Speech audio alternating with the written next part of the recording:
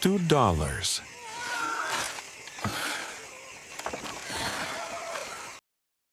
He paid just $2 for a woman no one wanted her face hidden, her voice silent, her past erased.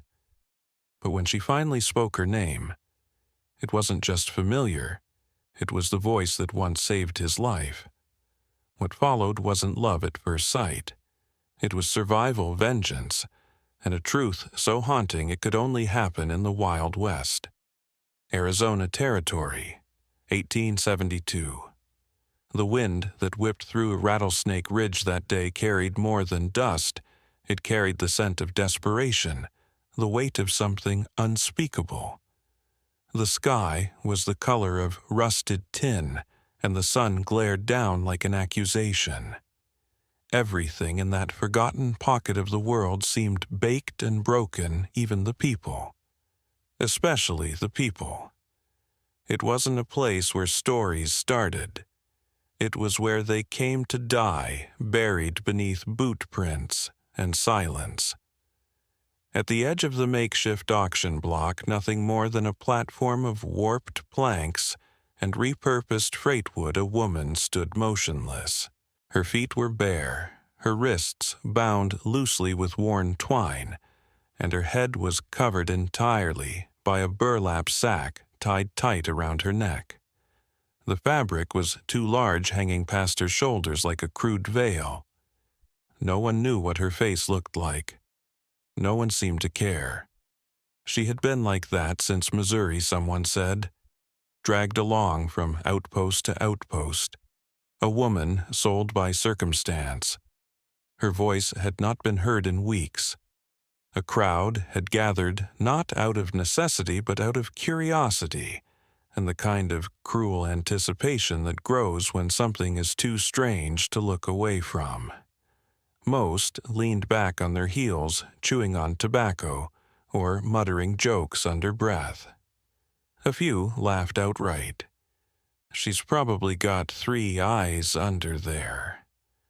Could be dead already. Bet she's got the devil's face. The auctioneer, a man with a cracked badge and too much sun on his face, raised his voice above the noise. Final lot of the day, he called, smacking the post with the butt of a pistol like it was a gavel. No name, no words, no guarantees. Says she'll obey, clean, cook, haul, quiet as a corpse, starting at $2. Laughter cracked through the heat like thunder. Someone jeered that he wouldn't pay 2 cents for the unknown. Another said they'd sooner wet a tumbleweed. But from the back, one man stepped forward. He didn't move quickly. He didn't say anything at first. Just stepped through the dust like he belonged more to the wilderness than the town. His boots were caked in dried red mud. His coat canvas and leather bore the marks of labor. The wide-brimmed hat shadowed a face not ugly, but weary, hollowed by years, alone in the timber line. Elias Hartley didn't come looking for a wife.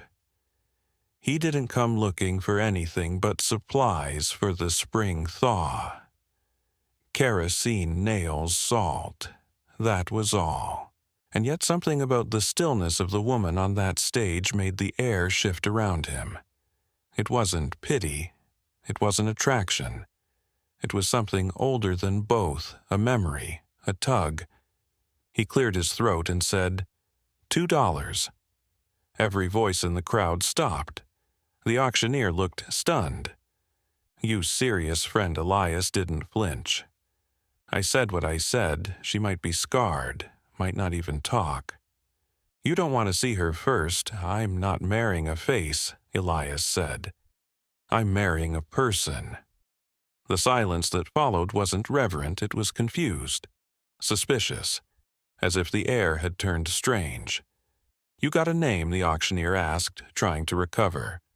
Elias Hartley, timber cutter, Prescott. A paper was pushed forward. Elias signed it with the calloused fingers of someone who'd carved more wood than he'd shaken hands. Then the auctioneer turned to the woman. "You're legally wed, miss," he mumbled. "Say your name." No one expected her to answer. He had started to fade into the white, willing himself to go numb and disappear, and then warmth. Firelight, hands, bark tea that tasted like dirt and life. A woman who tended to his wounds without ever showing her face, who kept a fire going through the night, who sat in silence and when she did speak used a voice that wrapped around pain like a balm. He thought he had dreamed her, a ghost, a fever vision. But now she stood before him again, cloaked in burlap and silence. He didn't ask. He didn't need to. He stepped onto the platform, offered her his hand. She didn't take it, but when he turned to go, she followed. They walked together step by step past the edge of the crowd. No one stopped them. No one dared speak. And as they disappeared into the desert haze, the whispers began to follow her name, like the soft breath of something long buried. Rosalind Wakefield. She didn't look back. Neither did he, but now she stood before him again, cloaked in burlap and silence. He didn't ask. He didn't need to. He stepped onto the platform, offered her his hand. She didn't take it, but when he turned to go, she followed. They walked together step by step past the edge of the crowd. No one stopped them. No one dared speak. And as they disappeared into the desert haze, the whispers began to follow her name like the soft breath of something long buried. Rosalind Wakefield. She didn't look back. Neither did he, because in the hollows of Elias's chest something stirred, something that had slept beneath ice and bark and years of silence. It wasn't recognition. It was hope. And somewhere beneath that sack, behind the scarred weight of memory, a story waited to be told, not just hers, but his too. The cabin sat like a forgotten thought at the edge of the pine woods, just high enough on the ridge to catch the breath of the wind, but low enough to hide from the sun. Elias Hartley led Rosalind there in silence, never once looking back toward the town they'd left behind. His horse moved at a gentle pace, and she walked beside it, still wearing the sack over her head, still bound in that strange stillness that said more than any scream ever could. The trail was narrow and rough, overgrown in places where the forest had begun reclaiming what man once carved. It was not the kind of place you stumbled upon by accident. Elias had built the cabin with his own hands from logs dragged down the hill and stones lifted from riverbeds. It wasn't large and it wasn't lovely, but it was solid, honest, and in a world that often wasn't that counted for something. When they arrived, he dismounted, tied the reins to a post, and opened the door. "You pick where you stand," he said, not looking at her. "No one's going to place you anymore." Rosalind hesitated before stepping inside. She moved like someone expecting punishment with every step, and when she crossed the threshold, she didn't walk to the hearth or the table. Instead, she crouched against the far wall, her back to the room, knees drawn up, hands tucked beneath her chin, beneath the burlap. She didn't speak, she didn't move, but she was watching. Elias could feel her eyes even through the sack. He didn't try to talk to her that night. He lit the fire, warmed a stew left from the day before, and worked at the stove like she wasn't there. But everything in the rhythm of his hands said otherwise. He moved slower than usual, calmer. Less noise, fewer clangs. Like he didn't want to startle something that had already been spooked too often. When the food was ready, he placed a wooden bowl near her. Not too close, but close enough. She flinched at the sound, but didn't turn. Elias sat at the table with his own bowl and ate in silence, one spoonful at a time. After a few minutes, the room shifted. The wind outside quieted. The fire settled into a steady burn. And then her voice came. "What is this?" It was the first time she'd spoken to him directly. Her tone was muffled, cautious, like a stray animal nudging open a door with its nose. He looked up from his bowl. "Stew," he said. "I call it the last one standing meal." A pause. "Why?" He leaned back in his chair, thinking. "I used to make it after hard days in the woods, just for myself. Then I started making 2 bowls, even when there was nobody else." Rosalind didn't answer, but he saw her shift. A hand reached from beneath the sack, trembled once, then found the bowl. She ate slowly, like she wasn't sure she was allowed to. But she didn't stop. She finished it all, right down to the last carrot. That night, she slept in the same crouched position by the wall. Elias didn't offer her the cot. He figured she'd move when she was ready. And in truth, he didn't want her to think the offer came with expectations. Instead, he cleaned the bowls, stacked the firewood, and sat by the hearth, letting the firelight dance over his face while her breathing settled into something less haunted. In the following days, they existed like separate shadows under the same roof. She never removed the sack. He never asked her to, but she began to move more freely. She fetched water from the basin. She swept the floor. She even placed another log on the fire without being asked, always quiet, always cautious. Elias noticed small things. The way her fingers worked nimble and exact, like someone who'd once sewn or cooked or cleaned, not because she was told, but because she cared. The way she hummed so faint it was almost not there. A tune he didn't recognize, but couldn't forget. One morning, without a word, he left a wooden comb on the table. He'd carved it himself from pine, smoothed it with oil, etched a faint curve of mountains on the spine. She didn't touch it at first, but that night as he pretended to sleep he heard the soft scrape of it, pulling through her hair beneath the sack. Another day, he left a small leather-bound notebook beside the window, along with a sharpened pencil. "In case words come easier when they don't have to be spoken," he said, and then walked out to chop wood. When he returned, there was a poem on the first page.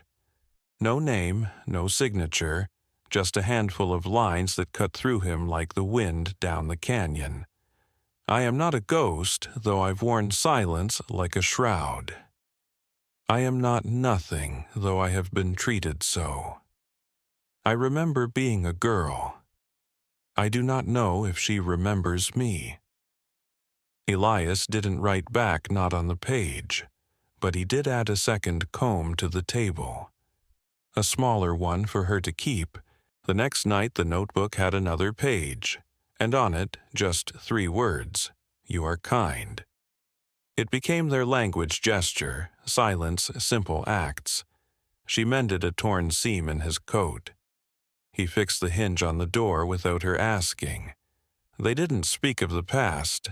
They didn't ask questions. But every small thing said, "I see you. I won't turn away." Eventually, Rosalind moved to the cot. She still kept the sack on, still turned her back, but she didn't flinch anymore when the floor creaked. She didn't hunch when he entered the room. She began sweeping the porch at dawn, humming louder now. She watched the trees when the wind moved through them. She began to sit longer by the window. And once when Elias placed her bowl of stew down too close, she didn't pull away. She said, "Thank you," not quietly, not fearfully, just clearly. It wasn't safety, not yet, but it was the beginning of it. The cabin, once silent, had begun to breathe again. The air inside felt different, like a story was slowly unfolding between the walls, written not in grand moments, but in quiet persistence. And though Rosalind still wore the sackcloth, Elias saw something shift in the way she carried it. Less like armor, more like memory. It was just after the first snowmelt when Rosalind finally pulled the sack from her head. The fire had been lit since dawn, its warmth humming low in the stone hearth. Outside, the wind carried the smell of pine needles, thawing sap bleeding back into bark. Inside the cabin, everything was still. Elias was working by the window, polishing the teeth of his saw with oil and cloth lost in the rhythm of routine. He didn't speak.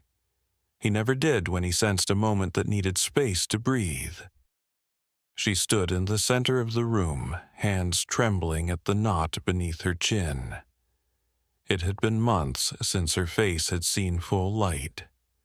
The fabric rasped as she loosened it, a sound so soft it could have been mistaken for a breath. She didn't remove the sack all at once. She hesitated, held it in place like a veil suspended between two lives, and then she let it fall. Her hair came first black and heavy, tangled and streaked with lighter strands where sun and time had bleached the ends. Her face followed, revealed inch by inch. The scar caught the light like a blade, curved deep, cruel. It started near her right temple and sliced downward, skimming her cheekbone, ending just above the line of her jaw. It wasn't fresh, but it hadn't faded either. It was a mark of survival that had never been allowed to mean anything but shame. Elias didn't look up right away. He gave her the dignity of silence. When he did, he didn't flinch. He didn't soften his gaze or try to disguise pity with kindness. He simply saw her. All of her. Rosalind's voice broke the quiet. "This is what they said made me poison." Elias laid down the cloth. They were wrong. She walked to the table, fingers trailing along the edge. They said I tricked him, seduced him, killed him when he refused to pay more.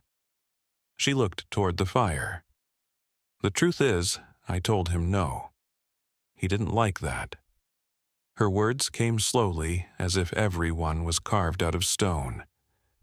I worked at the boarding house in Denver. Nothing fancy, cleaning mostly, washing sheets. He ran the place. Mr. Givens. He told me I could keep my room if I gave him extra. I said no. He grabbed me. I fought, pushed him. He slipped, hit the stove. She paused, staring into the fire like it might finish the story for her. He didn't get back up. There was a long silence, not awkward, not even sad, just thick with the weight of something finally spoken aloud. They called it murder, she said. Said I lured him, that I planned it. No witnesses, no friends to vouch for me. They said I owed his family damages. The court agreed, but they didn't want money. They wanted me. Her hands curled into fists, not out of anger, but the instinct of someone still trying to protect the girl who lived through it. They sold me to cover his debts, shipped me west, from wagon to wagon, outpost to outpost, passed around like cattle. The sack was their idea. Said it'd make it easier. Said no one would want to look at me anyway. Elias's jaw tightened, but he said nothing. He let her keep speaking. I wore it at first because I didn't want to see myself either. Then I wore it because it was safer. They didn't talk to me. didn't touch me, didn't ask anything if I looked like a ghost. She sat down slowly, her voice losing its sharpness. But then you never asked me to take it off. You never looked afraid or sorry. You just waited. Elias finally stood, walked to a shelf in the corner. From it, he pulled a small square of fabric, amber-colored, soft-old, but clean. He walked back to her and held it out, both hands open as if he were handing her something more sacred than cloth. "This was my mother's," he said. "She wore it when she wanted to feel like herself again." Rosalind took it carefully, as if it might vanish with too much force. The silk slipped through her fingers like water. She brought it to her face not to hide the scar, but to cover it gently, like smoothing over a wound that had finally begun to close. "I don't want to disappear," she whispered. "But I don't know how to be seen." Elias met her eyes. "Then you start by deciding what they see, not what they expect." That night, she folded the burlap sack, placed it in a drawer, and wore the amber scarf instead. She sat by the fire without her back to the room. She braided her hair. She wrote in the journal and left the page open. Not a ghost, not a prisoner, not a curse, just a woman. Still here. In the weeks that followed, Rosalind began to live in her body again. She walked taller, laughed once softly when Elias burned the bread. She started stitching again, repairing old linens with a neatness that made him realize she'd once taken pride in her hands. One afternoon, she climbed the ridge behind the cabin and returned with a bouquet of tiny purple flowers. She set them in a chipped glass jar by the window. "Mountain asters," she said, "used to grow near my mother's house." She didn't say where the house was. She didn't need to. The cabin slowly shifted around them. It wasn't just a shelter now, it was a place. A space claimed not by ownership but by presence. Her shawl over the chair, her handwriting in the book, her scent lavender and pine woven into the sheets. Elias never asked her to forget what happened. He never once said it would be okay. Instead, he showed her a world where she could exist without needing to explain. Where her story didn't have to be rewritten, just continued. And Rosalind, for the first time in years, began to believe she was more than what had been done to her. She was still marked, still healing, but she was not broken, not ruined. She was piece by piece coming home to herself. And in that truth, in that quiet resurrection, the scar became something else entirely. Not a wound, but a witness. The first sign came not from the woods, but from the air. Something about the way the wind shifted made Elias Hartley stop mid-swing, axe paused in the curve of a pine trunk. He straightened, listening not for sound, but for silence. And there it was.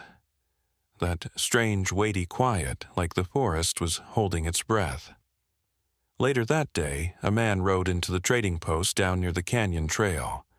He was tall, wiry, wearing a long duster stained by years of trail dust and spite. His horse was lean, restless beneath him. His face looked like it had been carved from granite and sharpened with regret, eyes pale as frost. Morgan Thatch didn't ask questions the way other men did. He didn't shout or swagger. He just looked, and people answered. He told the postmaster he was heading north looking for timber work.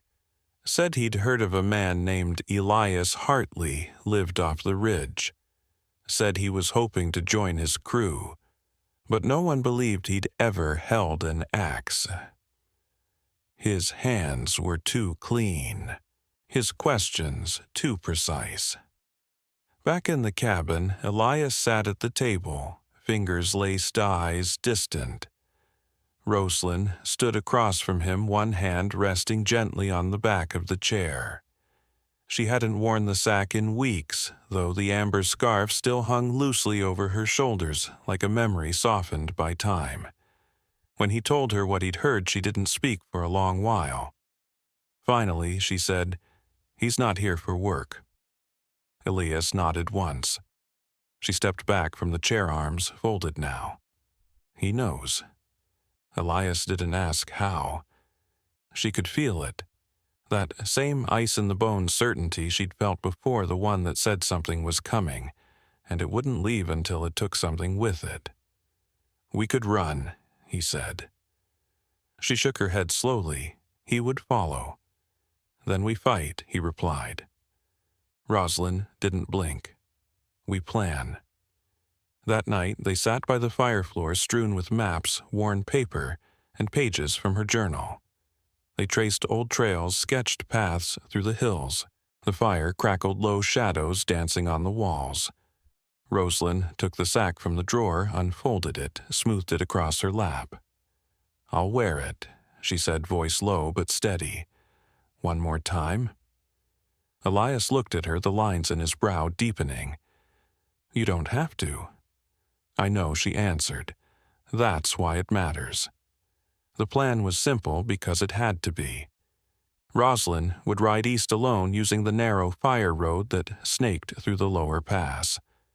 The sack would hide her identity from any far-off gaze. Morgan Thatch would follow. Men like him always did. She would lead him deep into the ridge. Elias would take the higher trail, moving faster, and meet the sheriff in the town below. They'd trap Thatch between law and truth. But it would take timing, nerve, and something Rosalind hadn't offered the world in a very long time: trust. Before dawn, Elias saddled his second horse, the one Rosalind had helped nurse back to strength. She adjusted the reins with familiar hands, then mounted without a word. The sack was tied gently now, not choking, just present. A relic, a weapon. She didn't tremble. Elias walked beside her, hand resting on the saddle. "If you see an opening, don't wait." "I won't," she said. "He's not the one I fear anymore." The morning was pale with mist when she rode out. Her figure disappeared quickly into the trees, swallowed by pines and fog. Elias waited 5 long minutes before heading west on foot. By the time the sun cleared the ridge, they were already miles apart. Morgan followed the bait like a moth drawn to flame. By midday, he had closed half the distance, spurred on by the thrill of the hunt. He'd done this too many times not to sense when someone was running scared, and Rosalind, cloaked in burlap and riding alone, looked like easy prey. He never saw the second path. Never saw the man on horseback waiting behind the rise with the sheriff and 2 deputies armed and alert. The trap snapped shut with thunder. Morgan reached for his weapon, but the sheriff's voice cut through the trees like a rifle shot. "Drop it. Now." Morgan froze. His hand hovered at his side. Rosalind emerged from the trail's edge, sack still covering her face. She didn't say a word, just watched. Elias rode in from the other side, face calm, eyes cold. "You followed her across 3 counties, the sheriff said, stepping forward. "No warrant, no charges, just rumor and your own damn pride." Morgan's voice was smooth, almost amused. "She's a killer." "She's a witness," Elias answered. "And you just became the criminal." Morgan's jaw tensed, but he didn't argue. He knew when the odds had turned. They bound him, took his weapons, and loaded him onto his own horse. As the party turned back toward town, Rosalind remained where she was. The sack still on. Still. Only after the others were out of sight did she reach up and untie the knot. The fabric fell to the ground with a soft sigh. Elias stepped toward her but said nothing. She bent down, picked it up, folded it once, then again, then held it in both hands. Her eyes were clear, her voice quiet. It saved me again. Not because it hid me, but because I used it. He nodded. "What will you do with it now?" he asked. She looked toward the trees, then back at him. "I'll keep it, not as a cage, as proof.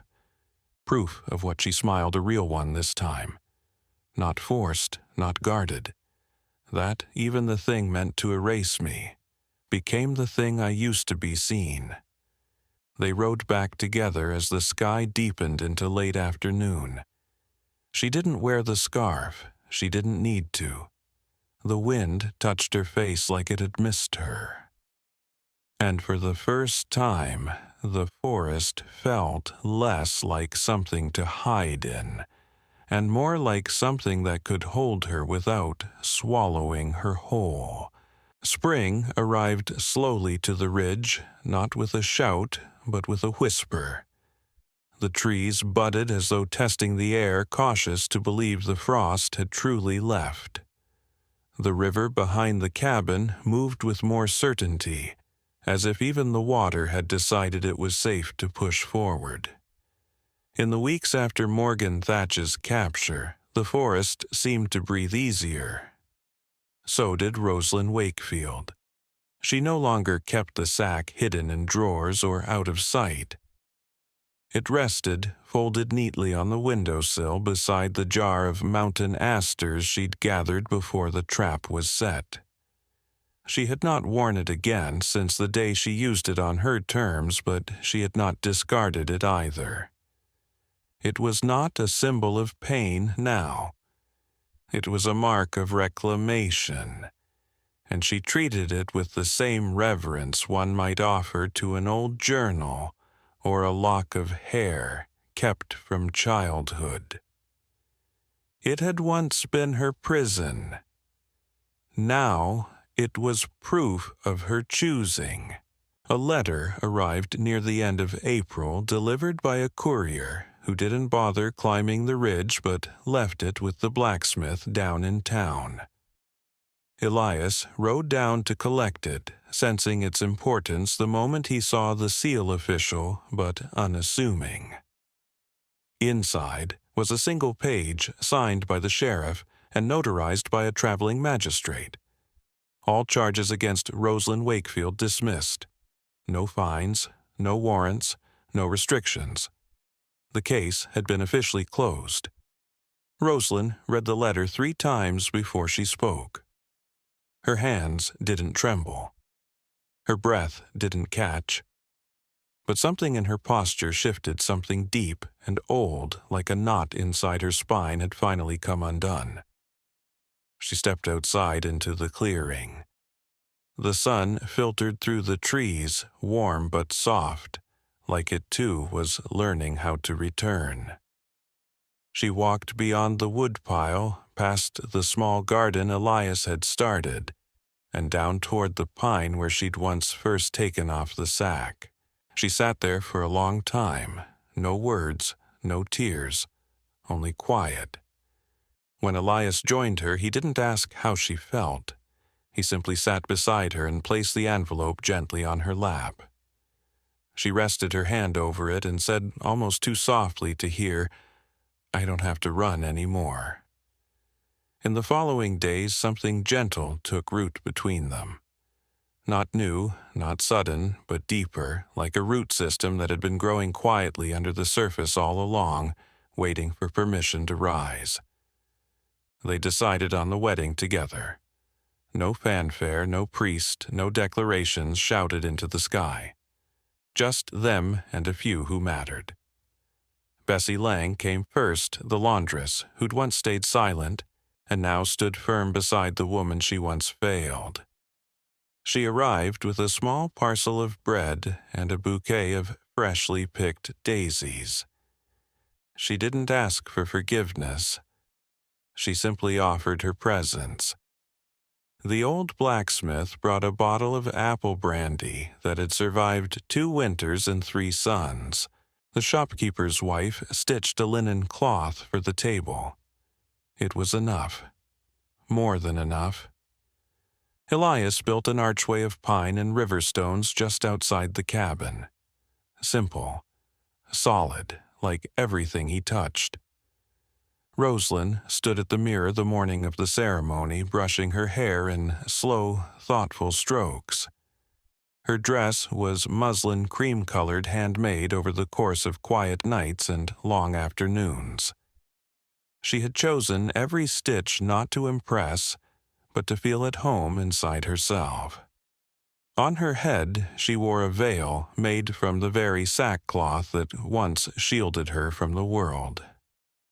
Elias had washed it, dried it in the sun, and cut it with reverence. She had embroidered the edges herself small wildflowers in purple thread, the same ones she once stitched into the square she left behind in a cave years before. There was no shame in the fabric now. It did not hide her. It framed her. Not because she needed it, but because she wanted it. When she stepped outside, the guests fell silent. Not out of awe, but out of something rarer respect. She moved slowly, each step like a heartbeat, steady and full. Elias waited beneath the arch, his beard freshly trimmed, his only unstained shirt tucked in as best it could be. When he saw her, something in his expression softened, not melted, not broken, but opened. She joined him. He reached for her hands. He didn't speak loudly. His voice didn't need to carry far. No matter what you wore, I saw you. And now I vow to stand beside you as you are, as you choose to be for every day I have left.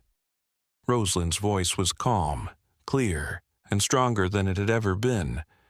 I don't vow to forget what came before. I vow to honor it, to carry it, but not be weighed down by it. I vow to see myself the way you saw me before I could. There was no grand kiss, no shouts of celebration.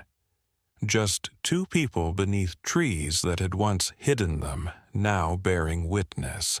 That evening they sat on the porch as the sun dipped below the horizon. The veil lay folded in Rosalind's lap. She ran her fingers along the stitching, not with sorrow, but with tenderness. It's strange, she said, what this used to mean. Elias looked over, brow raised gently. And now she smiled, not the kind of smile that masks pain, but the kind that emerges when pain has finally softened into memory. Now it means everything I chose. He nodded. Their hands found each other's fingers, interlacing with quiet ease. The stars emerged one by one, as they always had, but tonight they didn't feel distant. They felt earned. And the ridge, once the place where she hid now, held them both like a story, finally told, not because the pain had been erased, but because it had been seen held and transformed. Rosalind Wakefield was no longer running. She had arrived. And this time the wild did not swallow her. It made room. There are stories that whisper to us from the edges of history, stories so fragile they nearly vanish in the wind, and yet when told they shake something deep in our bones. The tale of Elias Hartley and Rosalind Wakefield is one of those stories. It didn't begin with love or trust or even kindness.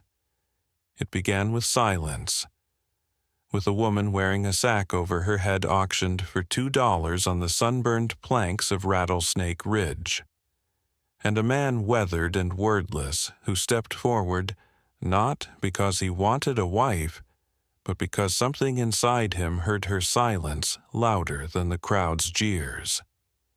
Elias didn't see a mystery to solve or a woman to fix. He saw a human being denied dignity, and without hesitation gave her something no one else had offered freedom, even in captivity. His cabin in the woods became her refuge, but not in the way we often picture rescue. He didn't rush her to safety or demand gratitude. He waited, gave space, let her exist in whatever shape she needed to be until one day she chose to show her face. That sack-filthy burlap, once a symbol of shame, became the thread that wove their two stories together. It was Rosalind's armor, her prison, her voice. She used it to disappear, and then, when the moment was right, she used it to survive. When the man who once tried to erase her came hunting again, she didn't hide. She turned the mask into bait, lured him into a trap, and stood tall as justice took his voice instead of hers. Rosalind was never saved by Elias. She saved herself. But what Elias gave her was the room to remember she could. And that kind of companionship, quiet, fierce, patient, is a rare kind of love that doesn't ask for anything in return but presence. Over time, their lives entwined not through romance, but through restoration. They stitched a life together from fragments, an embroidered scarf, a comb carved from pine, a shared meal by firelight. And when she finally married him, it wasn't as the broken woman on an auction block, it was as the woman she chose to become. Rosalind's scar never disappeared. It didn't need to. Instead, it became part of her, no longer a mark of what was done to her, but a testament to what she lived through. And when she wore that veil, sewn from the very sack that once bound her, it wasn't to hide, but to declare to all who witnessed that she had turned shame into story, silence into voice, and visibility into visibility. This isn't just a love story. It's a resurrection. And that's the lesson that lingers long after the fire dies down and the wind moves on. We all wear sacks of our own, making shame, fear, trauma, regret. We learn to disappear behind them, thinking they protect us. Sometimes they do. But the longer we wear them, the more we forget what our own face looks like. What Rosalind teaches us is not that healing comes from hiding, but that healing begins when we choose in our own time to be seen again. Not for who we were told we are, but for who we remember ourselves to be. Her story is not a fantasy from the Wild West, it's a mirror. It's for every person who's been judged by their scars, silenced by their past, or sold short by a world that failed to ask their name. It's a reminder that we are more than what we've survived. That dignity doesn't come from erasing pain, but from carrying it with courage. That the most powerful kind of transformation isn't loud or glamorous. It's quiet, it's slow. It's stitched one thread at a time by our own hands. And perhaps most of all, it's a call to those around us, not just to see others, but to wait for them. To offer spaces of safety, not with pity, but with patience. Because sometimes the greatest gift we can give another person is not to fix them, but to simply not look away. So, if you find yourself carrying a scar, a sack, a silence, remember this story. Let it remind you that your voice is not gone. It's just waiting to be chosen. Let it remind you that it's never too late to reclaim the narrative, to rewrite the ending, to walk from the edge of the crowd into the open wilderness, not to disappear, but to begin. Because Rosalind Wakefield did not vanish into myth. She became her own legend. And you can too. If this story moved you, if it stirred something in your chest, if you felt even a flicker of your own reflection in the tale of the silent woman and the lumberjack who didn't ask questions, then help us tell more stories like this. These are the stories that don't always make it into textbooks. The stories of the unheard, the forgotten, the almost lost. But they deserve to be told. They deserve to be remembered. So, please subscribe to the channel, share this video with someone who might need it, and leave a comment telling us what part of Rosalind's journey stayed with you the most. Your support keeps these voices alive, gives breath to forgotten legends, and fuels our mission to bring history's quietest echoes back to life. There's more waiting just beyond the next ridge, and we promise it only gets wilder from here.